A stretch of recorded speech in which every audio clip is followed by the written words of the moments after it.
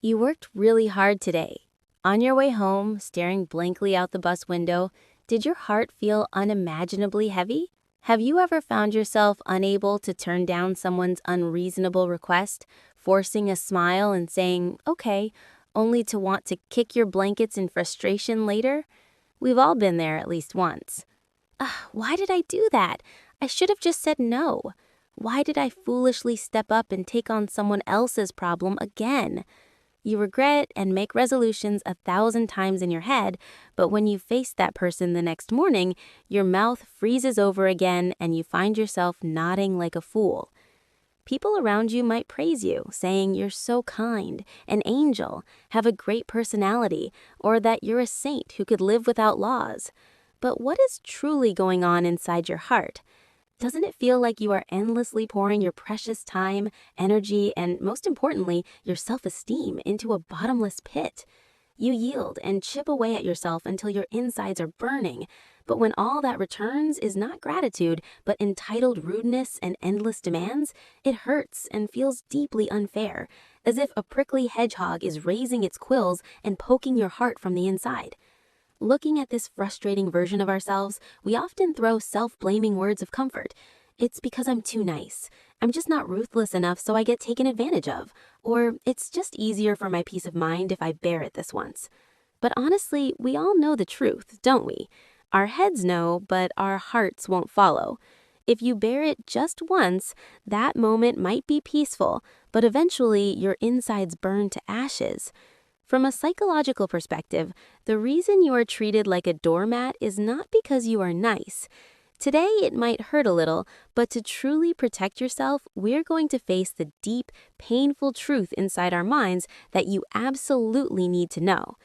Now, shall we carefully bring out a little bit of that aching heart you've been pressing down so firmly? What is the real reason you can't deal firmly with people who constantly cross the line, ultimately ending up being treated as a pushover?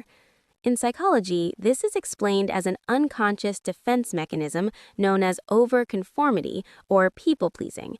What do we mean by a defense mechanism?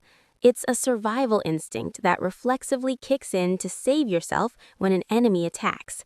In other words, your behavior of failing to refuse requests and always smiling to appease others is less about pure altruism or consideration and more like a cruel peacekeeping fee you pay with your soul to avoid getting hurt and being hated.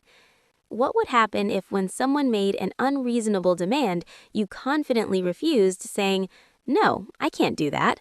Emergency bells would immediately ring in your head. This extreme fear of being rejected, this deep anxiety that you might be abandoned by the group, is the true culprit sealing your lips and forcing that fake smile. So when and where did this vicious, persistent anxiety begin? Let's travel back in time to our childhood. As children, we try endlessly to be loved and acknowledged by our parents, caregivers, or important adults who were our entire world. But what if you grew up receiving conditional love, attached not to your existence itself, but to your actions? You're a good girl if you listen to mommy. You're a pretty daughter if you get good grades.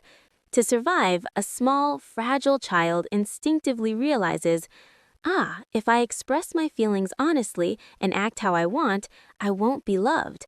I have to be useful to others and cater to the adults to stay safe and avoid being abandoned. And so a wounded, terrified little child comes to live inside you. You've grown into an adult, have a respectable job, and outwardly look the part of a mature grown-up, but deep down, that little child is still constantly walking on eggshells with fearful eyes. If someone next to you sighs heavily or even just looks like they're in a bad mood, your heart sinks. Did I do something wrong? Is it because of me? When a situation arises where you must refuse in order to protect yourself, you perceive it as a massive threat to your survival, like standing defenseless in front of a tiger. This inner child has dressed you in the incredibly heavy, burdensome armor of being a good, obedient person to prevent you from getting hurt. It firmly believed that avoiding conflict and accommodating everyone was the greatest survival strategy and ultimate safe zone. But the most tragic problem is that when you try to accommodate everything, avoiding conflict with your whole body and chipping away at your own flesh, the world never recognizes your fragile, agonizing devotion. Instead, when you erase your own boundaries and tear down the fence meant to protect you, the first ones to invade that gap are energy vampires who trample on others' feelings and suck away their energy, or narcissists who seek to use people. Think about it. There's a beautiful garden, but it has no fence and the gate is wide open. If passersby stride in with muddy shoes, trampling and picking the beautiful flowers, completely ruining the garden, and the homeowner doesn't get angry but instead silently sweeps the floor with a broom, who would ever respect that house and garden? Next time, they will shamelessly throw their trash there too. You are not being taken advantage of because you're nice and easygoing. It's because you've been continuously sending an unspoken invitation permitting the rudeness and arrogance of toxic people. I'm so terrified of conflict. As long as you don't hate me, even if you cross the line a bit and treat me poorly, I will endure it and accommodate you. This is that sad, fatal signal. So what should you do now to escape this vicious, unfair cycle? Or should you coldly get angry, seek revenge, and fight those who took you for a fool? No, it certainly does not mean that you should throw away the clothes you've worn for decades overnight and completely change your personality. Not only is that impossible, it also creates entirely new side effects. The very first and most important step is a shift in perception. In that moment when you receive a request and are anxiously unable to refuse, do not avoid the anxiety churning inside you. Look at it closely. I'm afraid of being hated and abandoned again. The little child inside me is terrified again. Simply noticing and acknowledging your own feelings without judgment like this, that alone begins to open the tightly sealed door to healing. And now it is time to summon real courage and build a fence in the garden of your mind. Practice with very small, trivial refusals. A refusal is not a sharp sword that cuts down the other person.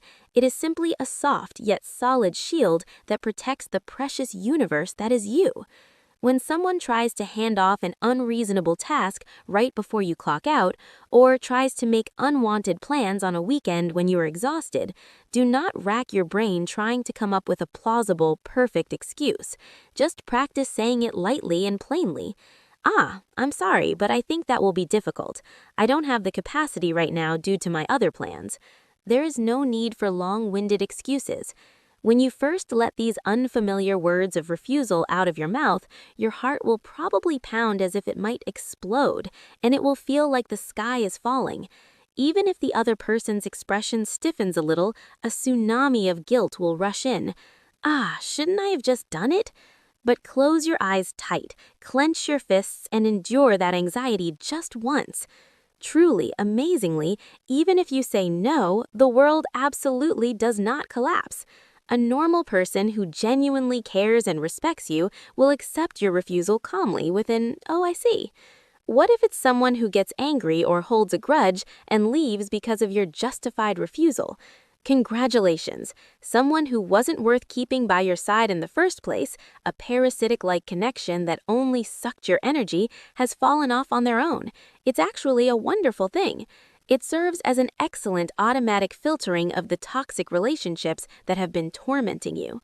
True good connections can only find their way to you when there is an empty space. The mental fence you firmly establish to protect yourself is never selfish. What is selfish are the people who recklessly break down others' fences and barge in. In fact, only when you have your own healthy, sturdy fence can you fully bloom your own beautiful flowers within that safe space and joyfully invite and treat only those you truly love and cherish. When you stop letting people treat you poorly, when you clarify your boundaries, only then will the world stop looking down on you and begin to respect you. If this video touched a deep-seated, painful scar in a corner of your heart today, and if you found your nose tingling and tears welling up while watching, it means you are finally perfectly ready to take care and heal yourself. All this while catering to others, forcing smiles, and surviving in this harsh world without getting hurt, silently enduring while wearing that heavy armor of a good person even as your insides rotted. You have truly, genuinely worked really hard. Tonight, before you go to sleep, look quietly at yourself in the mirror, or wrap your arms warmly and firmly around your own shoulders, and say this out loud.